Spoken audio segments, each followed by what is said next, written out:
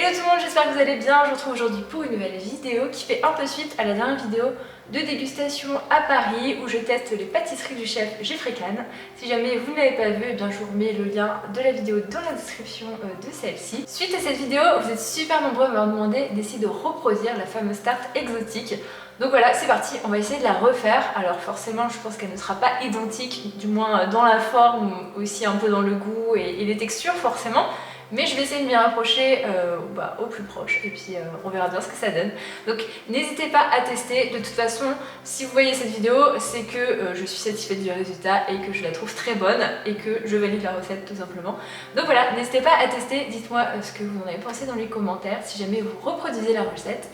Et bien entendu, si vous n'êtes pas encore, je vous invite à vous abonner à ma chaîne YouTube pour suivre toutes mes vidéos, me soutenir et également me rejoindre sur Instagram, Facebook, voilà, comme vous voulez. Donc c'est parti, je vous laisse avec la recette. Alors première étape, on va aller voir directement sur le site du chef la vraie composition de la tarte parce que je suis pas sûre sur certains trucs. Donc là voilà, la tarte exotique. Alors déjà visuellement sur les photos du site, elle est pas tout à fait pareille que celle que j'ai goûtée. Elle est plus plate. Il y a moins de coco. Et pareil, il y a tout de suite un truc moi qui vient à l'œil, c'est que moi la noix de coco qui était sur la pâte sablée, elle était pas... là elle est passée au four en fait. Moi c'était vraiment de la coco... mince, j'ai pas les mots, comment on dit, pas torréfiée, enfin elle était pas passée au four, voilà. Et ça doit vraiment changer le goût à ce niveau là, parce que de la coco au four, ça intensifie quand même le goût. Alors on est sur une tarte aux saveurs exotiques avec une base sablée noisette. Ok, donc une pâte sablée avec la poudre de noisette. Je n'ai pas senti du tout quand j'ai goûté que c'était à la noisette. Par contre, elle était très fine et très croustillante. Je sais pas si j'arriverai à la faire aussi croustillante. Garnie d'un crémeux passion. Ok, ça c'est ce qui était à la base. Accompagné d'un confit à la mangue, passion et vanille. Recouvert d'une ganache montée à la coco. Donc on part sur une ganache montée, j'étais pas sûre à ce niveau-là. Parsemé de copeaux de coco. Ok, on est bon. Et après dessus il y a une petite feuille, je sais pas ce que c'est exactement, je pense que je la mettrai pas. Bon bah écoutez, c'est parti, je vous laisse les explications par la suite. Bien sûr si j'ai sorti la vidéo c'est que je suis satisfaite de la recette que j'ai réalisée. J'espère que ça va vous plaire, je vous laisse avec les explications. Pour la ganache montée coco, il vous faut de la crème liquide 30% de matière grasse, de la crème de coco et du chocolat blanc. Je fais fondre au bain-marie le chocolat blanc. Ensuite, je porte à ébullition la moitié de la crème liquide. On va garder l'autre partie au frais.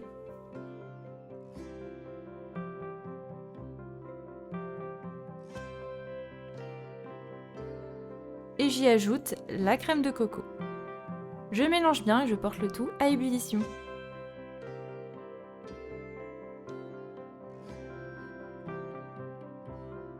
Ensuite, je vais verser en 3 fois sur le chocolat fondu tout en mélangeant énergiquement pour créer une ganache lisse et brillante.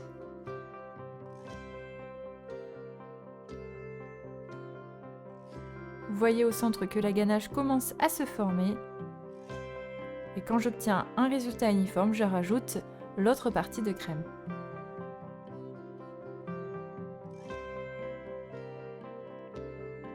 Et je répète ça. Et à la fin, j'ajoute la deuxième partie de crème liquide froide que j'avais laissée de côté. Je mélange, je filme au contact et je réserve au minimum 6 heures au réfrigérateur. Pour la pâte, il vous faut de la farine, de la poudre de noisette, du beurre bien mou, du sucre, un œuf et une pincée de sel. Vous pouvez les faire à la main ou au robot avec la feuille. Je mélange la farine avec le beurre bien mou. On va obtenir plein de petits morceaux. Le beurre va commencer à bien se mélanger à la farine. On commence à sabler le tout. J'ajoute ensuite le sucre. Je mélange encore une fois. Je continue en ajoutant la poudre de noisette et la pincée de sel. Je mélange, donc là on a quelque chose de bien sablé. Et ensuite j'ajoute l'œuf battu. La pâte va commencer à se former. N'hésitez pas à racler les bords si besoin entre temps. Je vais terminer de bouler la pâte sur le plan de travail à la main. Je vérifie bien qu'il n'y ait plus de morceaux de beurre. J'aplatis un peu la pâte en carré, je filme au contact et je réserve 1 heure au réfrigérateur. La pâte sera plus froide et donc plus facile à travailler. Pour le crémeux passion, il vous faut 2 jaunes et un œuf, du sucre, de la purée de passion, du beurre découpé en petits dés froids et de la gélatine que j'ai déjà hydratée pour ma part. Je mélange les jaunes, l'œuf entier et le sucre. Ensuite, je porte à ébullition la purée de passion. Je la mélange à la préparation et je remets le tout dans la casserole. Sur feu doux, je mélange bien jusqu'à ce que la préparation épaississe. Je mélange 1 minute après ébullition. Hors du feu, j'ajoute la gélatine hydratée. Je mélange bien, je filme au contact et je laisse refroidir à 37 degrés. Une fois à 37 degrés, vous pouvez ajouter les petits dés de beurre froid et mixer le tout pour créer votre crémeux. Et voilà, je filme au contact et je réserve au réfrigérateur. Ma pâte est froide, je vais la travailler, donc je réchauffe un peu les bords pour éviter qu'elle ne craque de trop. Je l'étale petit à petit. Vous pouvez fariner si besoin le plan de travail et le rouleau à pâtisserie. J'essaye de l'étaler finement pour avoir quelque chose d'assez croustillant.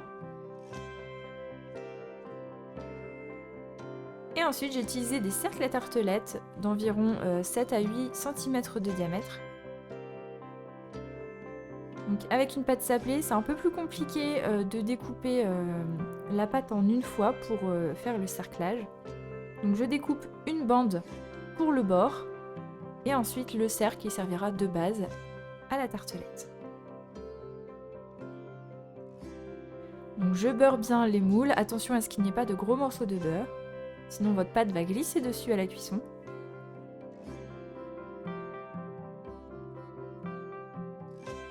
Et enlevez bien la farine de la pâte lorsque vous allez la déposer dans le cercle. Donc ici, sur le visuel de la vidéo, j'en fais 4, mais pour les quantités, je vous ai tout calculé pour 6 tartelettes environ. Donc je dépose en premier le bord. Je fais bien la soudure.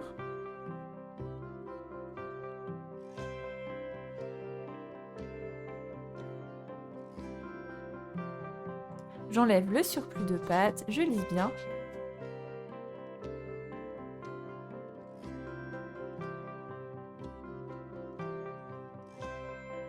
Ensuite, je dépose au centre le disque de pâte et je fais bien la soudure, encore une fois, avec les bords.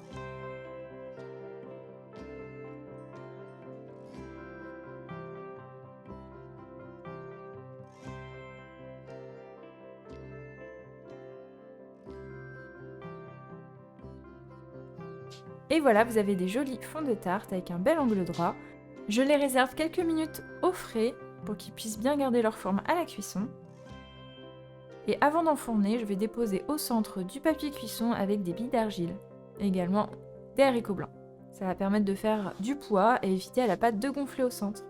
J'enfourne ensuite selon votre four, donc moi c'est en chaleur tournante, à 180 degrés pendant environ 30 minutes. Tout dépend de votre four, surveillez la cuisson. Dans tous les cas, dès que la pâte se décolle des cercles, vous pouvez sortir la plaque et retirer les cercles délicatement. Et à ce moment-là, je vais appliquer une dorure, un jaune d'œuf avec 2 cuillères à soupe de lait. Et je vais badigeonner les fonds de tarte. Et j'enfourne de nouveau pour terminer la cuisson.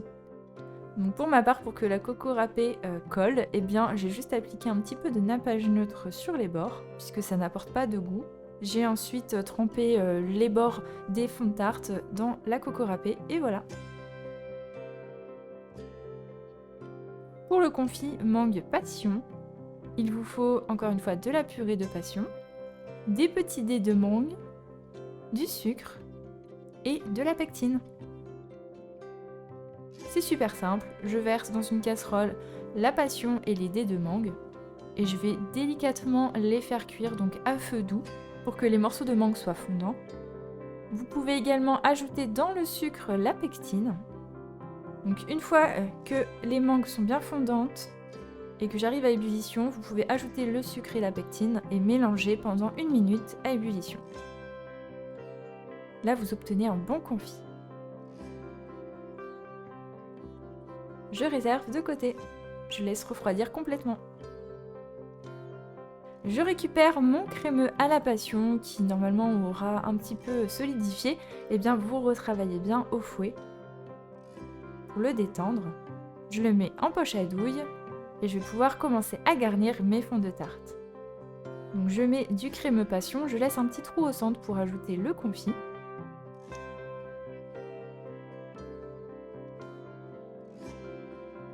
Je relisse un peu la base et je nettoie les bords.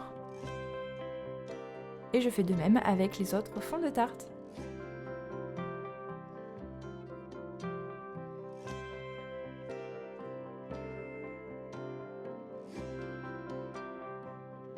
Ensuite, je récupère la ganache montée coco qui est bien restée au froid au moins 6 heures. Et je la monte au fouet tout doucement. Jusqu'à ce qu'elle devienne ferme et que je puisse la pocher. Donc je la mets en poche à douille et cette fois-ci je vais couper la poche très largement. Et ensuite, comme vous pouvez le voir, je me mets assez haut et j'appuie sans bouger et la forme sphérique va se faire petit à petit. Avec une cuillère à melon, je fais un petit trou au centre pour pouvoir y déposer un petit peu de confit. Mais avant ça, je vais encore une fois saupoudrer de copeaux de noix de coco râpées sur la ganache montée à la coco. Et enfin voilà, je vais pouvoir ajouter le confit.